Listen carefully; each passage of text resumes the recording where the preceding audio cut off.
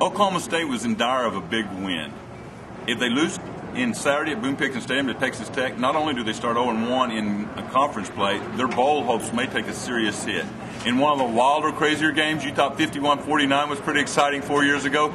This one's right up there in Cowboy lore. They give up more yards than any OSU defense in school history and still win the game. Can you believe that, Andrea? It was some crazy stuff when the defense gives up 700 yards, and then you're saying that the defense is the reason they won. I mean, they had the 6 big stops in the second half. It's bizarre. It's crazy. 718 total yards by Texas Tech, but yet the defense stops in 6 out of 8 possessions in the second half after giving up 35 points in the first half. They give up, I think it's 646 yards by Harrell. By far the most. Some guy named Jerry Rome, that was sort of like the Heisman runner-up at Tulsa in 1964. If you were born way after that, I got news for you. That's the guy that held the record until today. And yet they win. And Beckman and the defense seemed a little encouraged that Tech does this to a lot of teams.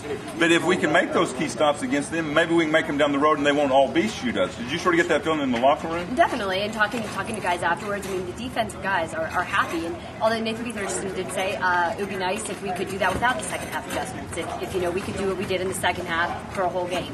So obviously that's the goal.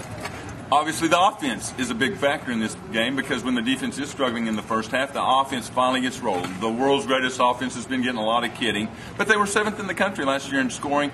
And what was the one variable we saw today we haven't seen? Dantrell Savage. That number 22 guy's pretty good, isn't he? Mm. Dantrell Savage showed today why he's a key element of that offense. And combined with Kendall Hunter, which we could call, Savage light. They said he looks a lot like him. They both look similar today. They roll up over 350 yards rushing. They roll up over 600 yards offense themselves. And they do win a shootout in large part because Zach Robinson, Pettigrew makes a big play. The running backs, the offense was pretty impressive today. I was going to say, if we're going to talk about running, we have to mention that Zach Robinson did a great job running the football today. Great. And, they've got all the elements, even though they depended on the running game. Mm-hmm. Bowman had some big first down catches early. Mm-hmm. Pettigrew had the big go-ahead touchdown that put him ahead. And then you had some other, even Des Bryant early in the game looked good. Yeah, he made a couple of really good catches that first drive. That's what I think this team all along has really been looking for, is this kind of offensive game. So if you can get the defense to play more like the fourth quarter and the offense to play like that more often, you think this team now has some momentum and continue on. I think that this was a must-win game, and they won it. So it makes everything from here on out look a lot better. Next up is Sam Houston State against Rhett Bomar. Maybe you've heard of him. Used to play at Oklahoma. It's one of those games Oklahoma State's going to win for sure. It's a matter of naming the score and seeing how much punishment they can give Bomar next week. But definitely a big momentum win for the Cowboys today in Stillwater.